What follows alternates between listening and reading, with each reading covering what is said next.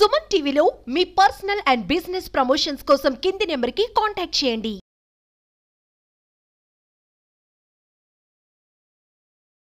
Suman TV ప్రేక్షకులందరికీ నా నమస్కారం. నా పేరు డాక్టర్ ఆకుతోట శ్రీనివాస్ రెడ్డి.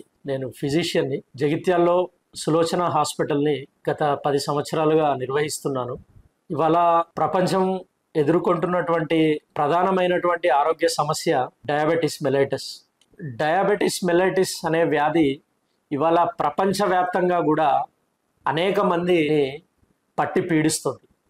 భారతదేశంలో గనక మనం గమనిస్తే WHO కావచ్చు, ICMR కావచ్చు చేసిన సర్వే ప్రకారం 15 నుంచి 20% మంది కూడా ఈ డయాబెటిస్ వల్ల ఎఫెక్ట్ అయ్యారని చెప్పేసి ఆ స్టడీలో గమనించాము. కాబట్టి 15 నుంచి 20% అంటే అది చాలా ప్రభావవంతమైనటువంటి శాతము. అది వ్యక్తిగతంగానే కాకుండా సమాజ పరంగా కూడా అనేక రకమైనటువంటి ప్రభావితం చూపించగలుగుతుంది. ప్రపంచవ్యాప్తంగా మరి వాళ్ళ డయాబెటిస్ అనే మహమ్మారి ఈ విధంగా విజృంభించడానికి కారణం కొంతవరకు అందులో మన భాగస్వామ్యం కూడా ఉంటుంది.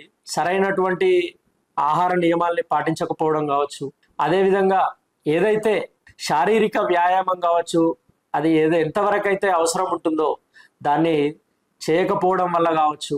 అదేవిధంగా ఇవాళ మనం గమనిస్తే మొత్తం కూడా ఆహారం అంతా కూడా కలుషితమైనటువంటి ఆహారం తినడం జరుగుతుంది. కెమికల్స్ యూజ్ చేసినటువంటి ఆహారాలు తింటున్నాం. సేంద్రియ వ్యవసాయం ద్వారా తయారైనటువంటి ఆహారానికి మనం అందరం కూడా దూరం అవ్వడం కావచ్చు. ఇక రోజువారీ ఏదైతే టెన్షన్స్ వల్ల కావచ్చు, ఇట్లా ఇవే కాకుండా ముఖ్యమైనది మళ్ళీ జన్యుపరమైనటువంటి ఇబ్బందుల వల్ల కూడా ఈ డయాబెటిస్ మహమ్మారి అనేది ఇవాళ ఒక విజృంభించినటువంటి కారణాలు ఇవన్నీ కూడా ఉంది. మన శరీరంలో ప్యాంక్రియాస్ అనే ఒక అవయవం ఉంటుంది. అది జీర్ణ క్రియకు ఉపయోగపడుతుంది. దాంతో పాటు అది ఇన్సులిన్ అనే ఒక హార్మోన్ను ఉత్పత్తి చేస్తూ ఉంటుంది.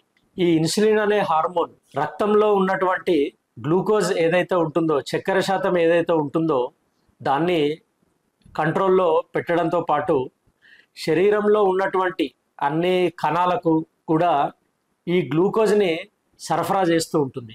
ఎప్పుడైతే ఈ ఇన్సులిన్ ఉత్పత్తి అనేది తగ్గినా, లేదా ఈ ఇన్సులిన్ హార్మోన్ తను చేయాల్సినటువంటి పని ఏదైతే ఉందో ఈ రక్తంలో ఉన్నటువంటి గ్లూకోజ్ని అన్ని కణాల్లోకి పంపే ఆ ప్రక్రియ ఏదైతే ఉందో అది సరిగ్గా నిర్వర్తించకపోతే అప్పుడు శరీరంలో రక్తంలో ఈ గ్లూకోజ్ లెవెల్ అనేది చాలా పెరిగిపోతూ ఉంటుంది.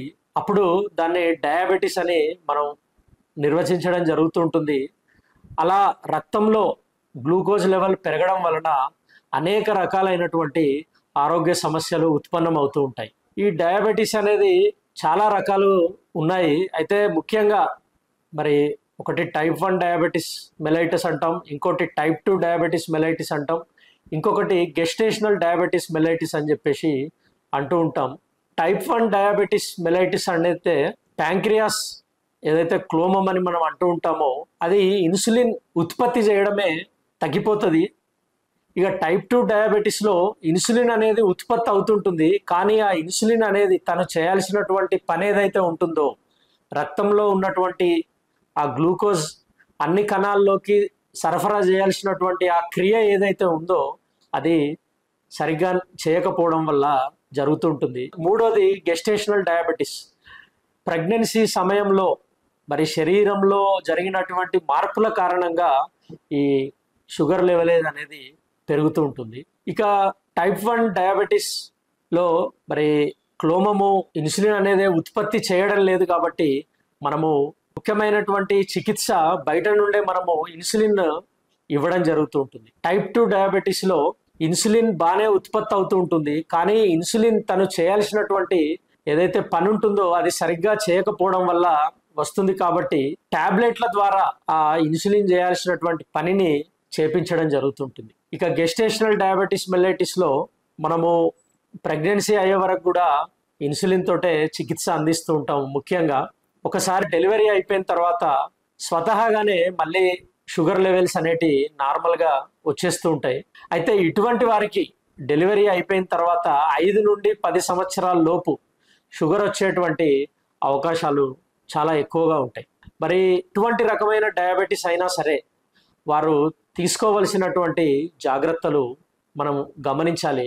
ఒక వ్యక్తి తనకు షుగర్ వచ్చిందా అని చెప్పేసి అనుమానం కలగడానికి కొన్ని రకాలైనటువంటి కారణాలు ఉంటాయి. మొట్టమొదటగా ఒకవేళ షుగర్ గనక వస్తే వారికి మూత్ర విసర్జన అనేది తరచుగా జరుగుతూ ఉంటుంది. ఆ తర్వాత అధిక దాహం వేస్తూ ఉంటుంది, ఎక్కువగా ఆకలి అవడము, అదేవిధంగా అంతకుముందు చాలా సహజంగా చాలా చురుకుగా చేసేటువంటి పనులు ఏవైతే ఉన్నాయో అవి ఇప్పుడు చేయాలి అంటే చాలా ఇబ్బందులకు గురవుతుంటారు. ఇటువంటి లక్షణాలు గనక ఏమన్నా కనబడితే వెంటనే దగ్గరలో ఉన్నటువంటి డాక్టర్ని సంప్రదించి షుగర్ ఉందా లేదా అని చెప్పేసి నిర్ధారణ చేసుకోవాల్సినటువంటి ఆవశ్యకత ఉన్నది. ఒకవేళ డయాబెటీస్ అనేది వచ్చింది, రక్తంలో అధిక షుగర్ శాతం ఉన్నప్పుడు వాటి సైడ్ ఎఫెక్ట్స్ ఏంటి అని చెప్పేసి మనం కనుక గమనిస్తే, ముందుగా కంటి చూపు మందగించడం, కళ్ళల్లో రెటినా అనే ఏదైతే పొర ఉంటుందో అందులో ఉన్నటువంటి రక్తనాళాలు డ్యామేజ్ అవ్వడం కారణంగా కంటి చూపు తగ్గే అవకాశం ఉంటుంది. అదేవిధంగా కిడ్నీలో ఉన్నటువంటి చిన్న చిన్న రక్తనాళాలు కావచ్చు, నెఫ్రాన్స్ కావచ్చు, అందులో ఈ అధిక షుగర్ శాతం ఉండడం వల్ల కిడ్నీ ఫెయిల్యూర్కి వెళ్ళే ప్రమాదం ఉంటుంది. ఇక ఆ తర్వాత పక్షవాతం వచ్చే అవకాశము, అదేవిధంగా గుండెపోటు వచ్చే అవకాశాలు ఉంటాయి. కాబట్టి షుగర్ అనేది మరి మనకి ఎప్పుడైనా అనుమానం వస్తే వెంటనే నిర్ధారణ చేసుకోవాలి. డాక్టర్ ఏవైతే సలహాలు సూచనలు ఇస్తారో అవన్నీ తప్పకుండా పాటిస్తే, అదేవిధంగా ఇచ్చినటువంటి నిర్లక్ష్యం చెందకుండా మందులు ఏవైతే ఉన్నాయో అవి నిరంతరం రెగ్యులర్గా కనుక వాడితే సాధారణమైనటువంటి జీవనాన్ని చాలా ఆనందంగా గడపడానికి అవకాశం ఉంటుంది.